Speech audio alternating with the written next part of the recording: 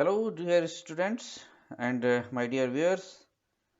इस video lecture में हम डिस्कस करने जा रहे हैं केमिस्ट्री का एक बहुत ही महत्वपूर्ण topic Baeyer strength theory for cycloalkane, जिसे हम कि बेयर का विकृतिवाद का सिद्धांत भी कहते हैं। जैसा कि आप सभी जानते हो कि नॉर्मल जो हाइड्रोकार्बन है, हमारे saturated hydrocarbon open chain structure वाले एल्केन सीरीज के, वहां पर कार्बन पर जो संकरण है वो sp3 प्रकार का होता है, जिसके लिए कि बंद कोण का मान 109 डिग्री 28 मिनट का होता है। यदि हम उस ओपन चेन स्ट्रक्चर को एक रिंग में बांध दें तो हमें साइक्लोएल्केन्स की प्राप्ति होती है, जो कि सैचुरेटेड साइक्लोएल्केन्स यानी कि सैचुरेटेड हाइड्रोकार्बन्स कहलाते हैं। अब रिंग की साइज के ऊपर ये डिपेंड करता है कि उसके अंदर जो बंद कोण का मान है sp3 कार्बन पर, वो बंद कोण का मान क्या हो। तो हम यदि सबसे छोटी से छोटी रिंग को यदि देखें तो वो छोटी से छोटी रिंग होती है हमारी साइक्लोप्रोपेन की, क्योंकि 3 कार्बन जब आपस में बंध जाएंगे रिंग के माध्यम से तो साइक्लोप्रोपेन का निर्माण होगा। तो चूंकि 3 कार्बन की यदि एक रिंग है जो कि सैचुरेटेड हाइड्रोकार्बन के तौर पर है, तो उनके मध्य यदि आप एक त्रिकोणीय प्लेनर ट्राइंगल की कल्पना करो तो वहां बंद कोण का मान क्या प्राप्त होता है हमें 60 डिग्री का, जो कि सामान्य बंद कोण sp3 के लिए जो अपेक्षित है वो 109 डिग्री 28 मिनट का, उससे कहीं बहुत अधिक कम है। जैसे जैसे हम रिंग साइज बढ़ाते जाते हैं तो साइक्लोब्यूटेन, पेंटेन, हेक्सेन, तो वैसे वैसे ही ये जो बंद कोण का मान है वो क्या परिवर्तित होता रहता है। तो बेयर ने ये कहा कि साइक्लोएल्केन्स में ये जो तनाव है जो कि उनके बॉन्ड एंगल्स में विकृति के कारण उत्पन्न होता है, इस तनाव की वजह से उनमें क्या प्राप्त होता है अस्थायित्व। अर्थात साइक्लोप्रोपेन और साइक्लोब्यूटेन क्या है, जो बड़ी रिंग्स होती हैं पेंटेन और हेक्सेन वाली, उनकी बजाय कम स्थायी होते हैं। अर्थात साइक्लोपेन प्रोपेन और साइक्लोब्यूटेन का जो स्थायित्व है वो साइक्लोपेंटेन और साइक्लोहेक्सेन की तुलना में कम होता है। तो बेयर का जो विकृतिवाद सिद्धांत है वो इन्हीं साइक्लोएल्केन्स के स्थायित्व को लेकर के है कि क्या कारण है कि उनमें विकृति होती है और किस प्रकार से उनके स्थायित्व को हम यहाँ पर समझें। तो हम इस लेक्चर को शुरू कर रहे हैं, जिसमें हम सबसे पहले ये देखेंगे कि जो विकृति होती है वो कितने प्रकार की हो सकती है, क्योंकि आपको सबसे पहले यही आवश्यक है समझना कि किसी भी प्रकार की विकृति जो है वो कौन कौन सी हो सकती है। तो सबसे पहले हम देखेंगे स्टेरिक स्ट्रेन, अर्थात त्रिविमीय विकृति। किसी भी प्रकार की विकृति हो, हमेशा ही वहां पर क्या होगा, डिस्टेबलाइजेशन यानी कि अस्थायित्व होगा। तो ये त्रिविमीय बाधा कब उत्पन्न होती है या त्रिविमीय विकृति कब होती है, ये कब है, जबकि repulsion between the electron clouds of atoms और ग्रुप्स, अर्थात जब भी कभी कोई भी दो परमाणु या परमाणुओं का समूह है, उनके इलेक्ट्रॉन क्लाउड एक दूसरे के नजदीक आ जाते हैं तो वे एक दूसरे को क्या करेंगे, प्रतिकर्षित करेंगे, और उस वजह से उनमें अस्थायित्व आ जाता है।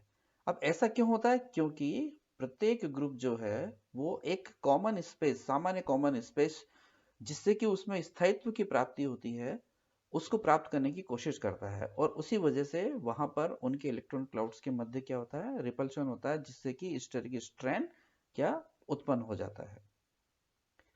दूसरे प्रकार का जो तनाव है जिसे कि हम टॉर्सनल स्ट्रेन या कि मरोड़ी तनाव के नाम से भी जानते हैं।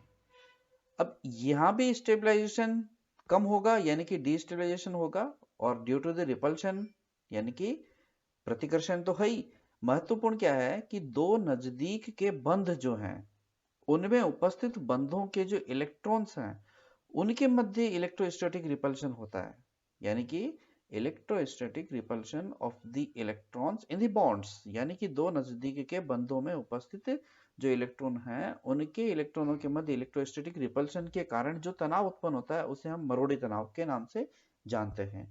इस तनाव की उत्पत्ति कब होती है, जबकि कोई भी दो समूह एक दूसरे के साथ क्या ग्रसित पोजीशन में आ जाते हैं।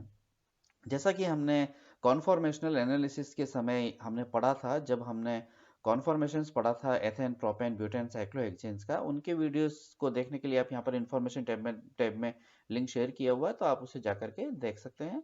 तो जब भी इक्लिप्स पोजीशन होती है, यानी ये ग्रसित पोजीशन होती है, तो ये जो टॉर्सनल स्ट्रेन है, मरोड़ी तनाव है, वो सर्वाधिक होता है। तीसरे प्रकार का जो तनाव है, जो कि यहाँ महत्वपूर्ण हमारे लिए साइक्लोएल्केन्स के केस में, वो है एंगल स्ट्रेन, जिसे कि हम कोणीय विकृति के नाम से जानते हैं। तो ये तो है त्रिविमीय विकृति, ये है मरोड़ी विकृति, और ये है कोणीय विकृति। यहाँ भी अस्थायित्व होगा, लेकिन due to distortion of bond angle from its optimum value, अर्थात जैसे साइक्लोएल्केन के केस में हम देखते हैं कि बंद कोण sp3 हाइब्रिडाइजेशन के कारण होना चाहिए कितना, 109 डिग्री 28 मिनट, परंतु रिंग क्लोजिंग की वजह से वहां जो बंद कोण का मान है वो उतना न रह करके परिवर्तित हो जाता है। तो वो जो परिवर्तित हो गया, उसी वजह से वहां पर उसमें क्या विकृति उत्पन्न हो जाती है, जिसे कि हम यहाँ पर क्या कहते हैं, एंगल स्ट्रेन के नाम से जानते हैं। तो ये तीनों प्रकार की विकृतियों को पहले समझना आवश्यक है, इसी के आधार पर हम आगे की जो विवेचना है वो उसे आसानी से कर पाएंगे और समझ पाएंगे। सो सैचुरेटेड साइक्लिक कंपाउंड्स जिनके बारे में हम यहाँ पर बात कर रहे हैं, वो क्या क्या होते हैं, किस प्रकार से होते हैं, वो देखें हम। So Baeyer's strain theory is all about stability of cycloalkanes, यानी कि साइक्लोएल्केन्स के स्थायित्व के बारे में क्या करती है, विवेचना करती है। इनके अनुसार क्या देखा गया कि 3 और 4 मेंबर्ड रिंग्स जो हैं वो तो अस्थायी होती हैं कंपेयर्ड टू दैट ऑफ 5 और 6 मेंबर्ड रिंग। किसकी तुलना में, 5 या 6 सदस्यीय वलय जो होती है उनकी तुलना में 3-4 सदस्यीय वलय जो होती है वो क्या होती है, कम स्थायी होती हैं। ये रिंग्स, ये साइक्लोप्रोपेन, साइक्लोब्यूटेन, साइक्लोपेंटेन, साइक्लोहेक्सेन, साइक्लोहेप्टेन, तो आपको पहले इनके स्ट्रक्चर्स को जानना जरूरी है कि जिनके बारे में हम बात कर रहे हैं आखिरकार उनके स्ट्रक्चर्स क्या होते हैं। तो ये रिंग स्ट्रक्चर्स हैं इनके। तो रिंग स्ट्रेन या एंगल स्ट्रेन को हम किस प्रकार से देखें, तो क्या कारण है कि एंगल स्ट्रेन उत्पन्न होता है, तो angle strain results when bond angle deviate from the ideal 109.5 degree bond angle, जिसके लिए कि हम पहले भी बता चुके हैं। तो क्यों होता है, आप जानते हो कि एक अच्छा अतिव्यापन वह माना जाता है जहां पर कि दो कक्षक हेड ऑन हेड कोलिजन करते हैं, या यूं कहिए कि अपने अक्ष के सापेक्ष अतिव्यापन करते हैं, या लीनियर ओवरलैपिंग होती है, तो वहां पर एक अच्छा अतिव्यापन होता है जिससे कि एक मजबूत बंध का निर्माण होता है। परंतु जब भी कभी कक्षक लीनियर ओवरलैपिंग की जगह पर एंगल ओवरलैपिंग करते हैं, यानी कि तिरछा अतिव्यापन करते हैं, तो वहां पर अतिव्यापन की मात्रा कम होती है, जिससे कि जो बंध का निर्माण होगा वो दुर्बल होगा। और यही केस हम यहाँ पर मोस्ट कॉमन हम देखते हैं साइक्लोप्रोपेन के केस में, जहां पर कि हमारे जो ऑर्बिटल्स हैं वो इस प्रकार से हैं। यदि हम बंध को देखेंगे तो वो आपको इस प्रकार से आगे के स्ट्रक्चर में प्रोपेन में नजर आएंगे, लेकिन जो ऑर्बिटल्स है वो ऑर्बिटल्स इस प्रकार से हैं, कोणीय है, जैसे कि एक तिरछे केले की जैसे शेप लिए हुए होते हैं।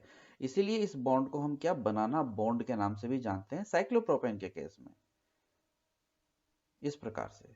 तो ये कारण है कि क्यों एंगल स्ट्रेन उनके अंदर उत्पन्न हो जाता है। ये साइक्लोप्रोपेन 60 डिग्री का एंगल है, 109 होना चाहिए, तो टोटल एंगल स्ट्रेन कितना, 49 डिग्री।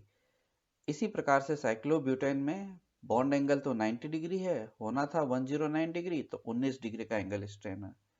इसी प्रकार से साइक्लोपेंटेन में 108 डिग्री का एंगल है, होना कितना चाहिए था, 109, तो 1 डिग्री का बॉन्ड एंगल है। तो इस आधार पर आप देख सकते हैं कि साइक्लोप्रोपेन, साइक्लोब्यूटेन और साइक्लोपेंटेन में से साइक्लोपेंटेन में सबसे कम एंगल स्ट्रेन क्या नजर आ रहा है। साइक्लोप्रोपेन के केस में हमने देखा कि वहां पर एंगल स्ट्रेन के साथ साथ टॉर्सनल स्ट्रेन भी होता है। उसे हम कैसे समझे, ये देखिए आप, ये साइक्लोप्रोपेन 60 डिग्री, ये हम देख ही चुके हैं कि एंगल स्ट्रेन। अब यदि आप यहाँ पर इनके ऑर्बिटल्स को देखें, ये आपको मैंने अभी बनाना बॉन्ड स्ट्रक्चर जो बताया था, ये उसको आसानी से समझ पाएंगे आप यहाँ पर देख करके, ये ऑर्बिटल्स है, तो तिरछा अतिव्यापन है। तो इस प्रकार से यदि आप देखोगे तो ये तिरछा केला है, तो इस प्रकार से, इसीलिए इसे हम क्या कहते हैं, यहाँ पर बनाना बॉन्ड कहते हैं। तो यहाँ पर टॉर्सनल स्ट्रेन की उत्पत्ति क्यों होती है, क्योंकि साइक्लोप्रोपेन में तीनों बंध इतने नजदीक हैं कि इनके जो बॉन्ड के जो इलेक्ट्रॉन्स हैं वो आपस में क्या, एक दूसरे के नजदीक आ जाते हैं। इस वजह से यहाँ पर एंगल स्ट्रेन के साथ साथ क्या, टॉर्सनल स्ट्रेन भी पाया जाता है। तो इन सबको समझाने के लिए एडोल्फ वॉर बेयर ने अपना बेयर का विकृतिवाद सिद्धांत दिया। इनके अनुसार क्या है, इन्होंने क्या कहा कि Baeyer observed that different bond angles for different cycloalkanes, उन्होंने अलग अलग साइक्लोएल्केन्स के लिए अलग अलग बंध कोण पाए और also observed some different properties and stability, और साथ ही साथ उनकी जो गुण है और उनके जो स्थायित्व है वो भी अलग अलग उन्होंने देखे। तो बेयर का सिद्धांत जो है वो इन्हीं की क्रियाशीलता और स्थायित्व के बारे में क्या बात करता है। The carbon atom constituting the ring, यानी कि रिंग को निर्माण करने वाले जो कार्बन एटम हैं वो लाई इन द सेम प्लेन, अर्थात एक ही तल में रहते हैं। अर्थात इनके अनुसार जो साइक्लोएल्केन्स होते हैं वो क्या होते हैं, प्लेनर होते हैं, यानी कि समतलीय होते हैं। इन्होंने कहा कि the deviation of bond angle from the normal tetrahedral bond angle causes a strain in the ring, अर्थात जब भी नॉर्मल टेट्राहेड्रल बॉन्ड एंगल से विचलन होगा तो उससे क्या है, स्ट्रेन यानी कि तनाव की उत्पत्ति होती है, जिसे कि हम एंगल स्ट्रेन के नाम से जानते हैं। तो बेयर ने कहा कि any deviation of bond angle from ideal bond angle will produce a strain in the molecule, higher the deviation lesser the instability। तो इनके अनुसार तनाव उत्पन्न जब हो जाता है तो जितना अधिक विचलन होगा उतना ही कम अस्थायित्व, अर्थात आप इसे विपरीत वे में भी समझ सकते हैं कि जितना अधिक विचलन होगा उतना ही अधिक अस्थायित्व होगा। तो यहां पर निश्चित रूप से यदि किसी रिंग का स्थायित्व जितना अधिक होगा, greater would be ease of formation, वो उतनी ही आसानी के साथ में क्या बनाई जा सकती है। अब हम यदि एंगल स्ट्रेन को साइक्लोएल्केन्स में ज्ञात करना चाहें कि किस प्रकार से साइक्लोएल्केन्स का एंगल स्ट्रेन को हम ज्ञात कर सकते हैं, so Baeyer calculated the angle strain in various cycloalkanes. Cyclopropane के केस में हम देख के चलते हैं, फिर आगे हम बढ़ेंगे। साइक्लोप्रोपेन में क्या है कि जो 3 कार्बन एटम्स है occupy the corners of an equilateral triangle, अर्थात एक समानांतर ट्रायंगल के 3 कोनों पर 3 कार्बन व्यवस्थित होते हैं, इसीलिए सीसीसी बॉन्ड एंगल 60 डिग्री का रहता है। नॉर्मल टेट्राएंगल बॉन्ड कितना 109 डिग्री 28 मिनट है, तो इसीलिए एंगल स्ट्रेन साइक्लोप्रोपेन में कितना होगा, एंगल स्ट्रेन का फार्मूला है कि 1/2 ब्रैकेट में tetrahedral bond angle minus bond angle of the cycloalkane. तो नॉर्मल बॉन्ड एंगल तो 109 डिग्री 28 मिनट होता ही है, और साइक्लोप्रोपेन के केस में बॉन्ड एंगल 60 डिग्री का होता है। तो एंगल स्ट्रेन कितना हुआ उसमें, प्लस 24 डिग्री 44 मिनट का। ये हम देख सकते हैं साइक्लोप्रोपेन के केस में 60 डिग्री तो इसका एंगल होता है, और इस प्रकार से 24 डिग्री 44 मिनट का एंगल स्ट्रेन, यदि इसको और इसको आप दोनों को मिला लोगे तो टोटल 49 डिग्री बैठ जाएगा। इसी प्रकार से अदर साइक्लोएल्केन्स के लिए हम देख सकते हैं कि साइक्लोब्यूटेन में 1/2 ये नॉर्मल 90 डिग्री का एंगल होता है उसमें, तो प्लस 9 डिग्री 44 मिनट। साइक्लोपेंटेन में 108 डिग्री का बॉन्ड एंगल होता है, तो प्लस 0 डिग्री 44 मिनट। यहाँ आप देखोगे कि ये जो एंगल स्ट्रेन है वो साइक्लोपेंटेन के केस में सबसे कम मिलेगा, क्योंकि साइक्लोहेक्सेन में आप देख सकते हो कि माइनस 5 डिग्री 16 मिनट का एंगल स्ट्रेन है। तो इसके आधार पर हम आगे देखेंगे कि बेयर ने क्या कहा। बेयर ने यह कहा है कि जो साइक्लोहेक्सेन है वो साइक्लोपेंटेन की तुलना में कम स्थायी होनी चाहिए, जबकि इसका उल्टा होता है, साइक्लोहेक्सेन का जो स्थायित्व होता है वो साइक्लोपेंटेन की तुलना में अधिक होता है। इसकी विवेचना हम आगे के लेक्चर के अंदर पूरे डिटेल में करेंगे।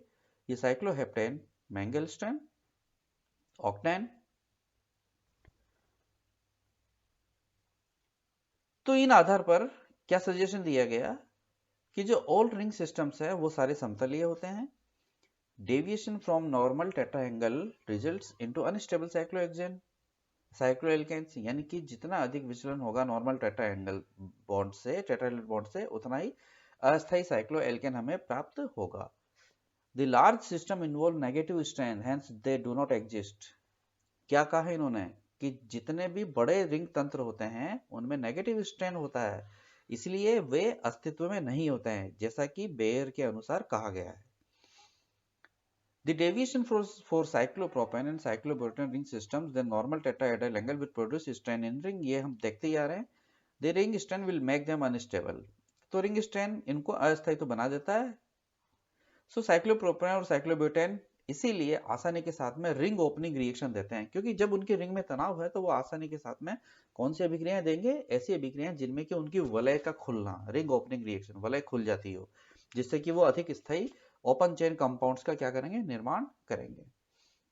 According to Baeyer the relative order of stability क्या होना चाहिए बेयर के अनुसार कि साइक्लोपेंटेन अधिक स्थायी, फिर साइक्लोहेक्सेन, फिर cyclobutane, cyclopropane. But in reality actual order क्या होता है, साइक्लोहेक्सेन का स्थायित्व पेंटेन से अधिक, फिर ब्यूटेन, फिर cyclopropane. According to Bayer, the bond angle in cyclopentane is 108 degree. Geometry is pentagonal, that is very close to tetrahedral.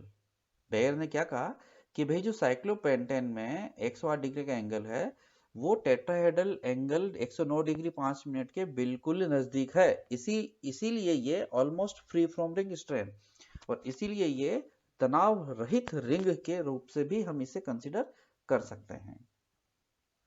तो इन कंक्लूजन हम क्या कह सकते हैं कि Baeyer proposed that ring systems smaller और लार्जर देन साइक्लोपेंटेन और cyclohexane are unstable due to high ring strain. Therefore, he assumed that cyclopropane and cyclobutane undergoes ring opening reaction, whereas larger ring system are difficult to synthesize. Important क्या है कि चलो ये तो मान लिया कि साइक्लोप्रोपेन और साइक्लोब्यूटेन आसानी से रिंग ओपनिंग रिएक्शन कर देंगे, परंतु larger ring system are difficult to synthesize. इस चीज को हमें देखना है, क्योंकि ऐसा नहीं है कि लार्जर रिंग सिस्टम का अस्तित्व नहीं है। So thank you. हम आगे के लेक्चर के अंदर हम डिस्कस करेंगे इसी साइक्लोपेंटेन और साइक्लोहेक्सेन को लेकर के, साइक्लोहेक्सेन के स्थायित्व के बारे में, और क्या उससे भी जो बड़ी वलय होती है क्या उनका स्थायित्व होता है क्या। तो हम एक दूसरा एस्पेक्ट जो कि साइक्लोएल्केन्स के स्थायित्व के बारे में अच्छे से विवेचना करता है उनके दहन ऊष्माओं के मान के आधार पर, उसे हम नेक्स्ट वीडियो के अंदर कवर करेंगे। Thank you. इससे रिलेटेड कॉन्फर्मेशन ऑफ साइक्लोहेक्सेन से रिलेटेड या थ्योरी ऑफ स्टेनलेस रिंग से रिलेटेड वीडियोस को देखने के लिए आप यहाँ पर मैं लिंक उनका शेयर किए हुए हूं, तो आप उसे जाकर के देख सकते हैं, जहां पर भी आप साइक्लोहेक्सेन की स्टेबिलिटी को आसानी से समझ सकते हैं। So thank you.